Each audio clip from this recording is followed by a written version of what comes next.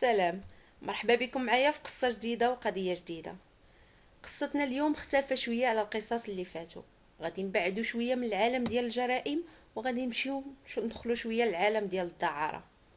غادي نتكلمو على زينب كانت كتعيش مع امها وجدها وجداها وخالها وخالتها، حيت امها وباها طلقوا مني كان في عمرها 4 سنين. زينب كانت هي البنت المفشة في الدار، كانت اللي بغاتها هي اللي كتكون، واي حاجه طلباتها كتحضر، حيت كانت هي الحفيده الوحيده اللي عندهم. وهاد الفشوش الزيد غادي يخليها تهاون في الدراسه ديالها وما غادياش تبقى تقرا مزيان. ومني غاديه دير 14 عام غاديه تخرج من المدرسه.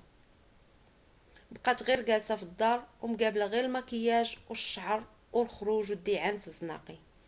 الام ما غاديش يعجبها الحال وغاديه تقول زينب ما يمكنش تبقاي بحال هكا، خاصك ضروري ديري شي صنعه في يدك اللي تخدمي بها.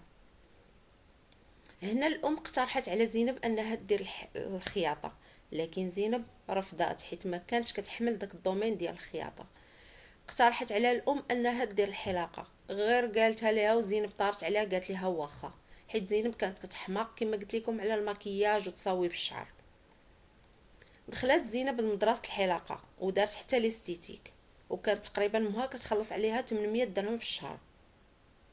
زينب مني دخلت المدرسة وهي متمكنة، حيت كان اصلا عندها مع داكشي، عندها مع المكياج، عندها مع تصاويب الشعر، يعني ما وحلات في والو، وكل شيء في المدرسة كان كيشهد لها بالكفاءة ديالها. دوزات عامين وخدات الدبلوم ديالها وبدات كتقلب فين دوز ستاج. غاديه تمشي لواحد الصالون اللي كان صالون شويه ماشي ما نقولوش من الصالونات الكبار، ولكن كان شويه حتى هو كانت فيه الحلاقه والاستيتيك والماساج وكل شيء. بدات معاهم زينب ستاج وعجبات مولات الصالون وقالت ليها انت غاديه تبقاي تخدمي معانا. خدمات معاهم زينب، لكن الصالير كان شويه ناقص، حيت كما قلت لكم الصالون كان غير على قد الحال.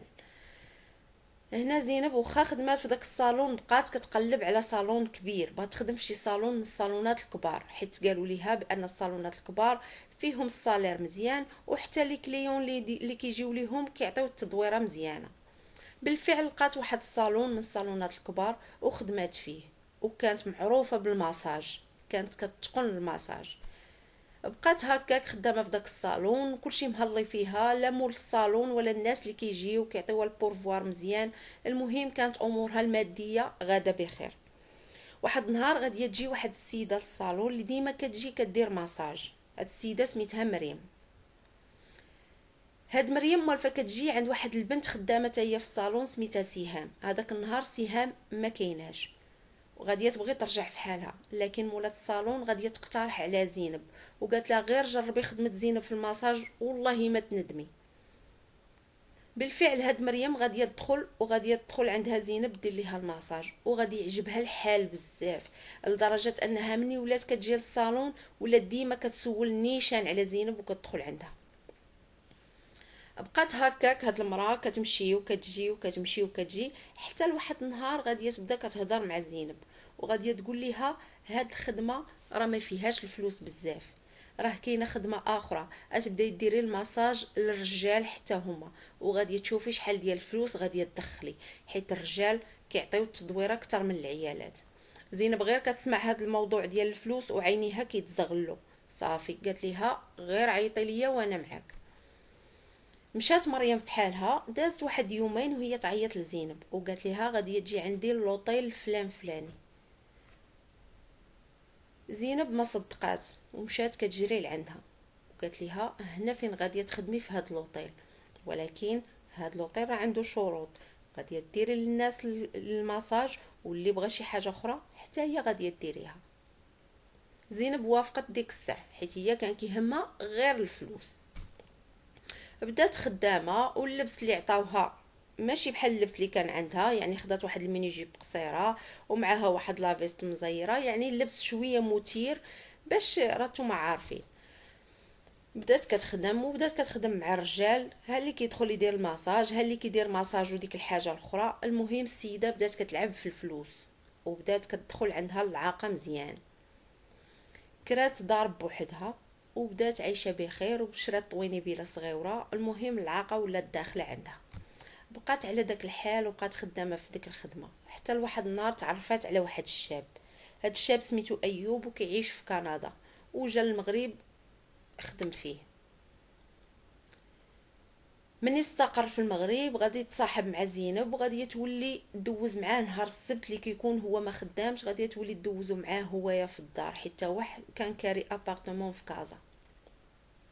المهم بقات على علاقه بهذا الشاب، هو مسكين كان ناوي معاها المعقول، لكن هي كانت خدامه ديك الخدمه ديالها وبقات مستمره في ديك الخدمه، واخا عرفات ان ايوب باغيها وباغيها للزواج وداك الشيء، لكن هي ولفات الفلوس الكثيره وما بقاتش قادره تبعد على داك الدومين، حيت تما كيجيو السواعده، كيجيو اماراتيين، كيجيو رواسه، مهم من اي دوله في العالم، وكاع داك الشيء اللي تخيلوا في راسكم داز مع زينب. هاد الولد واحد السبت كانت عنده غاديه تحط التليفون ديالها لنساتو شاعل، ودخلات للدوش. هو غادي يهز التليفون وغادي يبدا كيبقشش فيه، وغادي يلقى شي حوايج اللي ما يخطروش على البال، شي تصاورها وهي عريانه، وشي تصرفات مخلين بالحياه، وشي ميساجات. المهم هو ما عجبوش الحال، وغادي يدابز هو وياها، وغادي يبداو ضربني نضربك، وغادي يقول لها كنتي غير كتستغليني، حيت هي كانت دايره ايوب بحال طرونسبور، فيما بغات تمشي جي ديني، وفيما خصها تا شي حاجه جيبها ليا، الا خصها الغدا جيبو، خصها العشاء جيبو، خصها تا الروشارج. المهم كانت قاضيه فيه غير غواردها، دايراه بحال السخار ديالها. تخاصم ايوب مع زينب وكل واحد شد طريقه، وبقات زينب خدامه في ديك الخدمه وغاده في ديك الحياه، وبقات هذيك مريم ديما حتى هي كتجي دير عندها الماساج. واحد النهار وغاديه تجي عند زينب وغاديه تقترح عليها اقتراح اخر.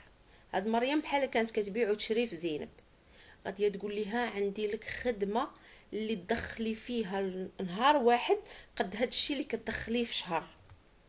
وزينب غير كتسمع الفلوس عينيها كيحوالو، ما كتبقى تفكر لا في هادي ولا في هادي. قالت لها غادي ندير لك كونطرا تمشي لدبي، وتما غادي تشوفي الفلوس ديال بصح. زينب وافقت ديك الساعه، وصوبات الباسبور وجابتو لمريم باش تصوب ليها الوريقات. صوبات ليها الوريقات وزينب مشات لدبي، واخا امها ما وافقتش على هادشي، لكن قنعتها بزز ومشات. مني مشات زينب لدبي بدات اول حاجه دارت تلاقات مع الكفيل ديالها اللي غادي عندها، اللي مكفل بها باش يخدمها في المطار. غادي يديها واحد لابارتمون، هي واخا صغيره ولكن لابارتمون زوينه وفي بلاصه زوينه. قال لها هنا فين غاديه تسكني؟ قالت لي وفين هو الصالون اللي غادي نخدم فيه ولا لوطيل؟ قال لها ما كاين لا صالون لا اوطيل، هنا غاديه تخدمي في الديور، اي واحد يعيط لك تمشي عنده للدار، راه هو يصيفط لك الشيفور ويديك حتى للدار. زينب بدات كتخدم باحترافيه، السيده ولات كتمشي غير عند الامراء وعند الشيوخ وعند فلان وفرتلان، وبدات العاقه كتدخل عندها ديال بصح. وهضرت مريم هي اللي كاينه، داكشي اللي كانت كتدخلو في شهر ولات هي كتشدو غير في ساعه ولا في ساعتين. بقات حياتها غاديه هكاك حتى داز عام. وكتعرفوا في الامارات مني كيدوز عام كيخصك تجدد الوراق ديالك. مشات زينب بغات تجدد الوريقات ديالها باش تزيد دير الاقامه عام اخر في دبي، لان الفلوس موجودين. مني غاديه تمشي حيت في القانون الاماراتي خاص كشف طبي، الا بغيتي تصوب وريقاتك تما خاصك دير واحد الكشف طبي، وغاديه تمشي ديرو زينب، وتما غاديه تصدم صدمه العمر ديالها. غاديه تلقى راسها تصابت بالسيده، كيفاش جاتها ومن عند من هي ما عارفاش. هنا زينب نزل على الخبر بحال الصاعقه. وفي الامارات كاين قانون ان اللي داخل تمايا وتلقات فيه السيده ديك الساعه كيطبعوا ليه الباس ديالو باش كيرجع في حاله. بالفعل داكشي اللي وقع، طبعوا ليها الباسبور ديالها وقالوا ليها عندك يومين ما تبقايش في دبي. رجعت زينب للمغرب وهي مصدومه من هادشي اللي وقع ليها. رجعت عند امها كانت حاسه بها كاينه شي حاجه، لكن زينب ما بغات تقول ليها والو، بقات ساكته في حالتها. وقال وديك الساعه ملي كانت زينب في الامارات كانت كتصيفط لها الفلوس وشرات ليها برطمه واعره في كازا. مشات ليها زينب وبقات عايشه بوحدها، وبدات كتاخذ الدواء ديالها، لكن صحتها بدات كتدبال، وبدا وجهها حتى هو كيدبال، وبدات كتبدل من داك الجمال اللي كان فيها ما بقى منه والو. بدات كتعرف هنا زينب بان فلوس الحرام ما كدومش وطريق الحرام ما كدومش. بقات مسكينه زينب عايشه هكاك مع المرض ديالها في السر، وما قالتو لحتى حد، وحتى امها ما بغاش تبوح لها بالسر ديالها، وطلبات امها انها ما تعيش معها، خافتها لا تعادى منها، وبقات ديما بعيده على عائلتها، وبقات عايشه هكاك، عاشت تقريبا شي 3 سنين وماتت. هذه هي قصتنا وحكايتنا اليوم ديال زينب، كنتمنى تعجبكم، وما تنسوش اللي عجبو الفيديوهات ديالي ما يبخلش عليا بواحد لايك، وورك على زر الاشتراك باش يتوصل بكل جديد. استودعكم الله الذي لا تضيع ودائعه، حتى حكاية جديدة وقصة جديدة.